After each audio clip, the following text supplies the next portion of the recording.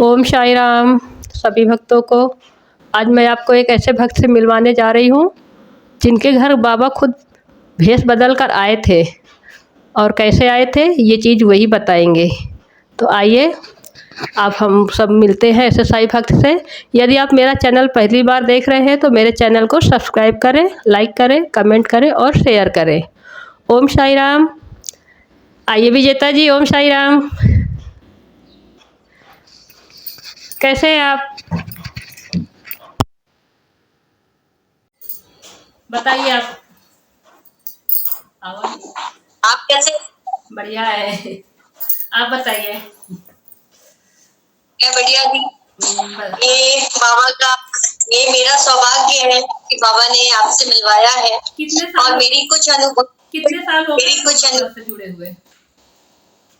Share कर रही हूँ। मैं 2005 से बाबा से कनेक्ट हुई थी, और 2005 से लगातार बाबा के प्रति जो भक्ति है ना, वो दिन दुगनी बढ़ती जा रही है। 2005 से पहले मैं बाबा को जानती भी नहीं थी, लेकिन 2005 के चैती नवरात्र में मैं मंदिर गई तो माता रानी को मैंने 9 दिए उस दिन लगाए।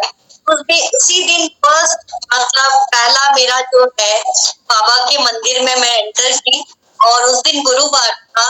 तो सभी बहुत भीड़ और सभी भक्तों का जो जयकारा था वो इतना खूबसूरत कि वो एक अलग बाबा के साथ वो कनेक्शन।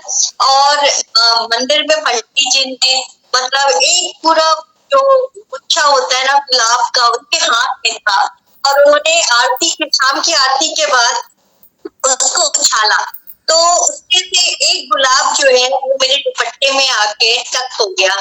तो वो एक गुलाब जो है दी, वो मुझे बाबा का दीवाना बना दिया। वो एक गुलाब जो है मतलब क्या क्या क्या मैं बोलूं, वो एक गुलाब बस वही मुझे लगा कि मेरी जिंदगी की कमाई थी वो, जो बाबा ने मुझे दी। और वो एक गुलाब से मतलब वो बढ़ता गया, वो बढ़ता गया, वो बढ़ता गया। वो भक्ति जो है वो बाबा से कनेक्ट होती गई। जिसपे गुलाब मिलता है वो प्यार में ही मिलता है। रेड गुलाब प्यार में ही मिलता है। गुलाब प्यार में, ये बात भी बिल्कुल सही है। और उसके बाद मतलब बाबा के साथ जो कनेक्शन है वो एक मतलब लोग बोलते हैं कि एक गुरु, और ये का मेरा बाबा के साथ कनेक्शन एक बाप और बेटी का है। मैं वो सब रिश्तों से परी हूँ। मुझे कोई क्या बोलता है मुझे कुछ सुनाई नहीं देता, मुझे कुछ समझ भी नहीं आता। मैं जब करती हूँ तो बस यही मैं वहां जाके बोलती हूँ कि ये मेरा मायका है, और मैं अपना मायका आई। वहां से मतलब जो मैं सारी अनुभूति लेके आती हूँ, जैसे एक बेटी को बाप विदा करता है बिना कुछ दिए, मतलब वो मुझे हर साल कुछ ना कुछ वहां से देके ही विदा करते हैं। मैं आपको 2007 का अनुभूति है जो कि आपके साथ शेयर करती हूँ। मेरा बेटा जो है, मेरी शादी के 4 साल के बाद मेरा बेटा आया, और वो भी बाबा की कृपा से ही आया। तो मेरे बेटे मेरी प्रेगनेंसी रही, तो मैं मतलब मेरा 3 मंथ जो है बाबा के मंदिर जाना बंद हो गया। मैं हर थर्सडे बाबा के मंदिर दिया दिखाने जाती थी, लेकिन जब मुझे बेड रेस्ट बोला गया तो वो बंद हो गया मेरा जाना। लेकिन बाबा ने एक थर्सडे भी मतलब रोका नहीं, मुझे किसी न किसी रूप में प्रसाद वहां से मंदिर से मुझे वो मिल जाता था मुझे। और मैंने मतलब साइंस अक्षरित का जो मेरे पहले दिन से, प्रेगनेंसी के पहले दिन से जो मैंने साइंस अक्षरित उठाया, और वो कितनी बार 9 मंथ्स में मैं पढ़ ली होंगी मुझे भी पता नहीं। मेरे हस्बैंड का नाइट शिफ्ट रहता है, प्रेस में है, तो मैं अकेले घर में, लेकिन वो कभी भगवान ये लोग बोलते भी थे कि किसी को बुला लो, अकेले रहती हो ये, लेकिन कभी मुझे जरूरत नहीं पड़ी, क्योंकि मुझे हमेशा लगता था मेरे मेरे फादर मेरे बाप मेरे साथ है। तो मुझे कभी उस चीज का मतलब जरूरत नहीं पड़ा। उसके बाद मैं आपको बताती हूँ, मैं मेरी प्रेगनेंसी को जब मेरी प्रेगनेंसी को 24 दिसंबर 2007 डेट दिया गया था। इस दिन मतलब ये प्रेगनेंट मतलब डिलीवरी डेट है। उसके बाद 7 मंथ में अल्ट्रासाउंड हुआ, तो फिर 9 नवंबर मुझे डेट दिया गया। लेकिन इसी बीच क्या बोलते हैं, मैं बाबा को हमेशा बोलती थी कोई भी आए, बेटा है बेटी है कोई भी आए बाबा, लेकिन वो जब भी आए आपके दिन आए। और ये हमेशा पूरे मन के बाबा से मेरा मतलब हमें ये रिक्वेस्ट रहता था कि बाबा बस आपके दिन मेरा बच्चा है। जब मुझे पहला 24 नवंबर डेट दिया गया उस दिन शुक्रवार था, और जब दूसरा अल्ट्रासाउंड के बाद डेट दिया गया बुधवार था, तो मैं बोली कि जब 9 नवंबर कंफर्म हो गया कि भाई 9 नवंबर को ही होना है इनका, तो फिर मैं सोची कि अब क्या बोलूं, जब डॉक्टर ने डेट दे दिया है उस पे कुछ भी मैं हेराफेरी नहीं कर सकती। और पूरे महीने मैं बाबा का साईं व्रत रखा करती थी, और आखिरी जो मेरा क्या बोलते हैं व्रत कथा था वो पूरा होने वाला था। 31 अक्टूबर को मुझे शाम से पेन शुरू हो गया, और कुछ चीजें ऐसी अननेचुरल हो रही थी कि मुझे डॉक्टर से सलाह लेना पड़ा, और डॉक्टर ने बोला कि आप क्या बोलते हैं आपको एडमिट होना पड़ेगा। तो मुझे लगा उस दिन बुधवार था, दूसरे दिन गुरुवार था। मैं गुरुवार सुबह बाबा का व्रत कथा करके सब करके मैं तैयारी करके जैसे जाने लगी, तो कुछ ऐसा हुआ मेरे साथ, मुझे इमीडिएट क्या बोलते हैं एडमिट होना पड़ा। और बाबा का उस दिन थर्सडे था, ये 1 नवंबर 2007 आप सर्च करके देख सकते हैं। उस दिन थर्सडे था, और बाबा का जो समाधि समय है 2:10 का, इस समय मेरा बेटा हुआ। और ये अनुभूति से पहले मुझे 8वें महीने में मंदिर से लोग पूछते हुए आए, एक हस्बैंड वाइफ थे। तो मैंने अब शिरडी जाने से पहले मेरा 2006 से बाबा का मतलब बाबा की नगरी में जाना मेरा शुरू हुआ, और वो लगातार बाबा मुझे बुलाते, हर साल मैं वहां जाती हूँ। तो 2006 में ही शिरडी जाने से पहले कुछ अनुभूति हुई मुझे, जो कि मैंने मंदिर में लिख के दिया। पंडित जी ने बोला आप लिख के दो, यहाँ पे साप्ताहिक ये वार्षिक साईं पत्रिका निकलता है, तो हम आपकी अनुभूति उसमें छापेंगे। तो मैंने वो लिख के पंडित जी को दे दिया, और ये पत्रिका रामनवमी में छपती है। तो उस रामनवमी को नहीं छपी, तो मैंने पूछा भी पंडित जी से, तो उन्होंने बोला कि शायद मंदिर में डेंटिंग पेंटिंग चल रही है, तो इस कारण छोटा सा कागज था वो कहीं रखा गया होगा। तो मैं थोड़ा मायूस हो गई, लेकिन इसी बीच मेरी प्रेगनेंसी मतलब रह गई, और ये 8वें महीने की बात है। मैं सो रही थी, मुझे मंदिर से 2 लोग पूछते हुए आए, और मेरी सासू माँ ने बोला कि देखो तुम्हें कोई बाहर मिलने आया है। तो मैं बाहर झांक के देखी, तो मैंने उनको मंदिर में देखा नहीं था, और मेरी कभी उनसे मुलाकात नहीं हुई। तो मैं फिर भी उन्हें अंदर बैठाई, चाय नाश्ता करवाया। तो उन्होंने इसी बीच मुझसे पूछा, जैसे भी आप पूछ रहे हैं बाबा के साथ कब से कैसे कनेक्शन हुआ, तो उन्होंने भी मुझसे ये चीज पूछना शुरू किया।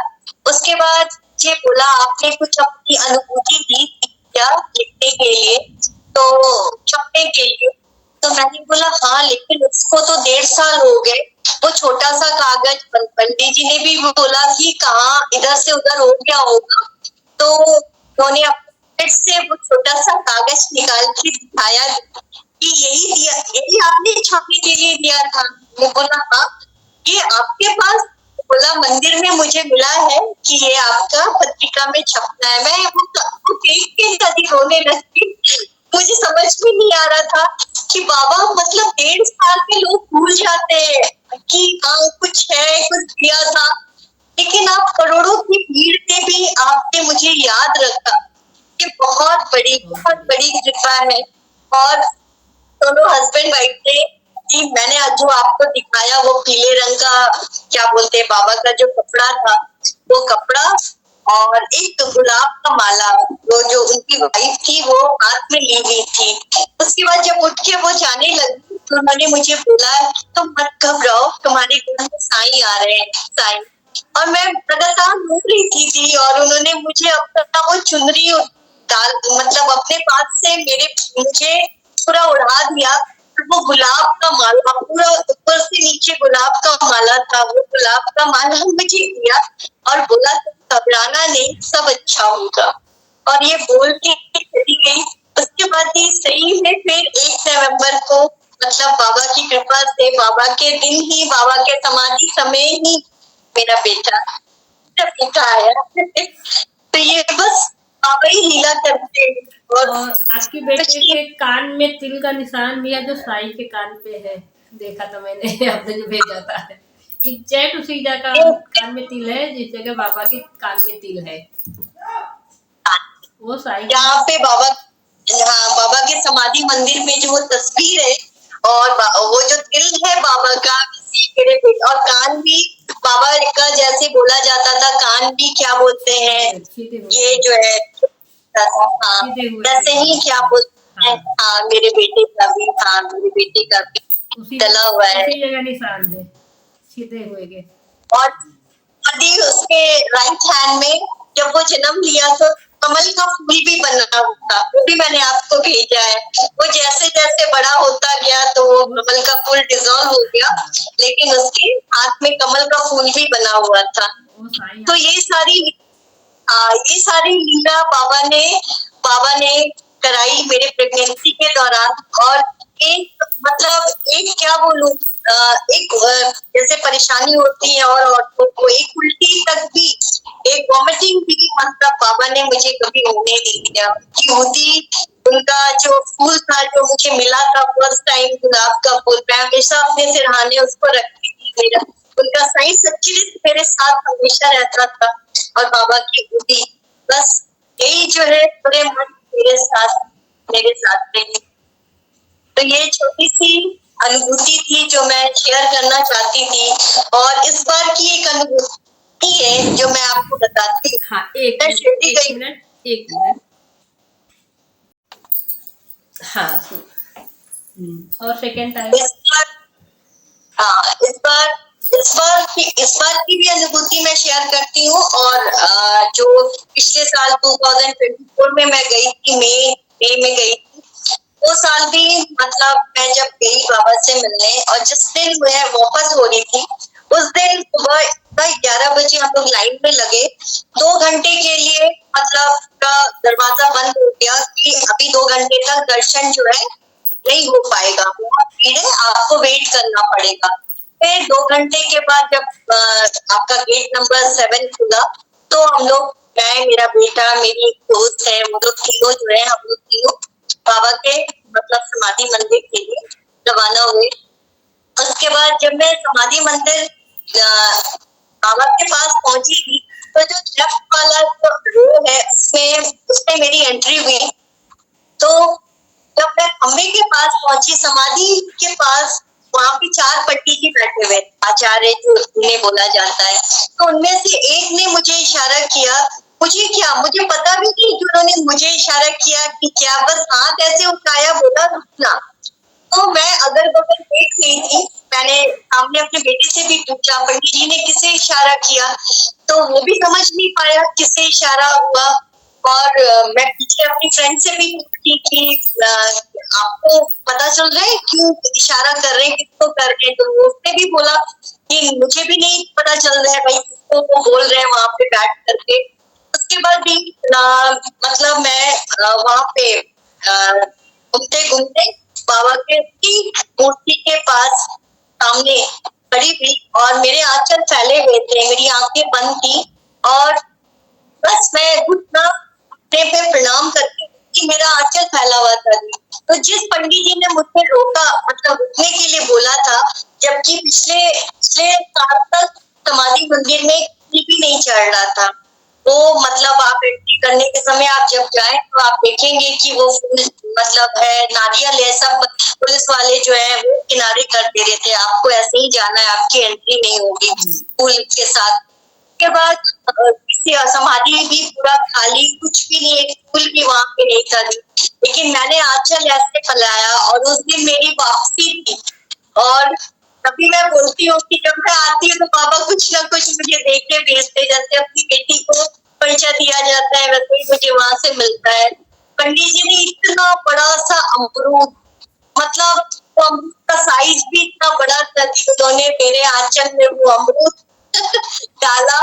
उसके बाद मतलब मैं इधर उधर देख रही हूँ, मेरी आंखें बंद, ये अमरूद किधर से आया, मतलब कुछ भी समझ नहीं आ रहा था कि क्या बोलूं मैं, स्पीचलेस, कुछ समझ नहीं आ रहा था। बस मेरे आंसू रुक नहीं रहे, मैं बाबा को देख रही थी कि क्या बाबा, मतलब इतना भीड़, गजम गजम, मतलब सांस लेने की भी जगह नहीं, वहां आप इतने भीड़ में आपने मुझे याद रखा है, मुझे वापसी के लिए मेरा जो था वो आपने मुझे दिया। इससे बड़ा अनुभूति नहीं हो सकता जी कि आप उस करोड़ों की भीड़ में भी अगर उनके सामने खड़े हैं और मतलब उनको, और वो आपको, वो मतलब आप उनके दिल के करीब हो, तभी वहां से आप कुछ लेके आते हो।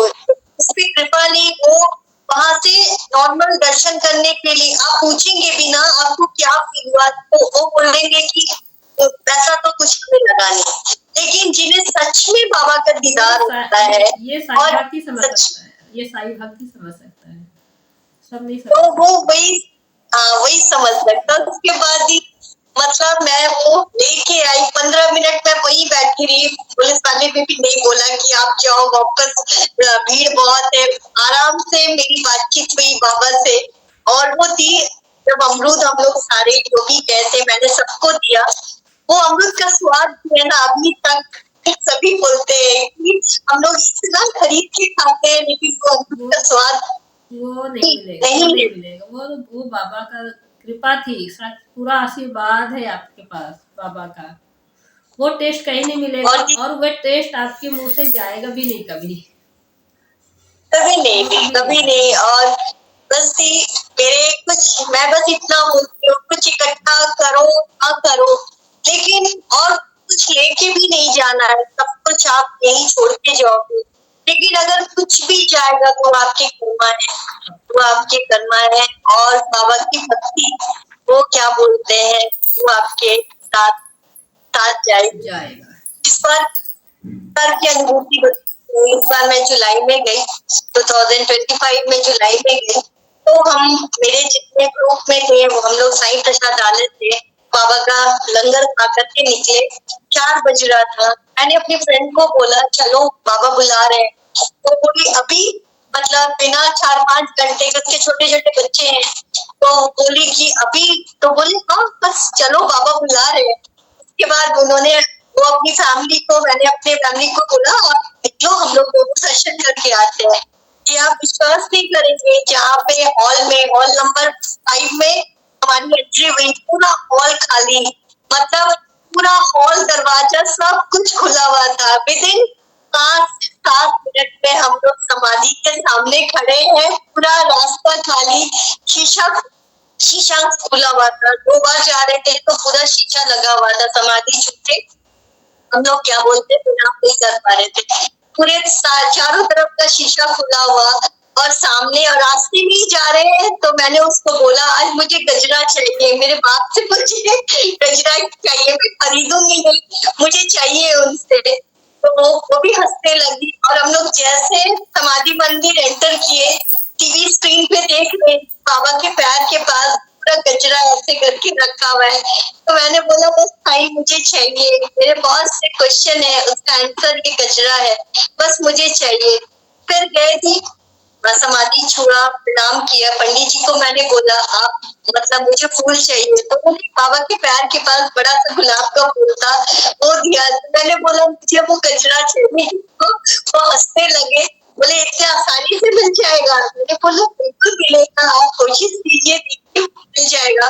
और उन्होंने पूरा गजरा उठा करके मेरे आंचल में डाला। मैंने वही पे बाबा के सामने ही अपने बालों में लगाया और बोला कि बाबा किस करती हूँ तो मिल जाता है।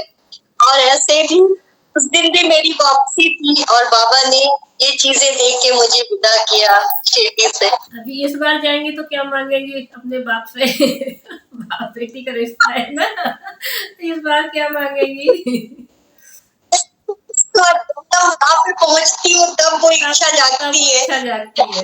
सोच सोच सोच रहता है कि मुझे ये चाहिए। हाँ, ये नहीं सोचा रहता। वो वहां पहुंचने के हाँ ये पता चलता है बस हो जाती है मुझे ये चाहिए तो चाहिए तो और मिलता तो भी है बस आपको। आप जिद करते हो और बाबा देते हैं आपको। और देते हैं दी और बाबा ने बहुत कुछ दिया है दी, बहुत कुछ अपनी नगरी में मतलब छोटा सा टुकड़ा हमें दिया है रहने के लिए। ये बहुत बड़ी बात है। नॉर्मल लोग वहाँ पे थक जाते हैं कि हमें क्या बोलते हैं मिले हम वहाँ पे रहे, लेकिन बाबा ने 1 साल वो भी जिद थी मेरी और 1 साल के अंदर शिरडी में मेरा सब कुछ उन्होंने दिलवाया है। जिद हम सभी को करनी चाहिए बाबा से, लेकिन प्यार से, श्रद्धा से, सब्र से। और जिद तो करनी चाहिए। हम बच्चे अगर अपने माँ बाप से जिद नहीं करेंगे तो किससे करेंगे? जिद तो हम सभी को करनी चाहिए। अगर कोई मुझसे पूछे ना दी कि कैसे भक्ति कैसे करे कि बाबा खुश हो, मैं नहीं बता पाऊंगी दी, मैं नहीं बता पाऊंगी। तो वो बहुत ऊपर की चीज है दी, बहुत ऊपर की चीज है। लेकिन अगर आप एक रिश्ता अपने जैसे अपने घर के मेंबर्स की आप देखभाल करते हैं, केयर करते हैं, सेवा करते हैं, ध्यान रखते हैं कि समय से उनको ये चीज देना है, ये चीज खाना है, वैसे बाबा के साथ भी अगर आपका वो रिश्ता कायम तो आपको जैसे आप ईमानदारी से निभाएंगे ना तो एज अ फादर वो भी कोई रिश्ता बहुत ईमानदारी से निभाते हैं। ये मेरा मतलब खुद का अनुभव है। सारी दुनिया बोलती हूँ, सारी दुनिया की दौलत की तरफ और मेरे बाबा अगर तरफ हो तो मैं उनका हाथ करके मांग लूंगी। बस जो कि आप देख कि आप आओ सामने अपना अनुभव आप शेयर करो।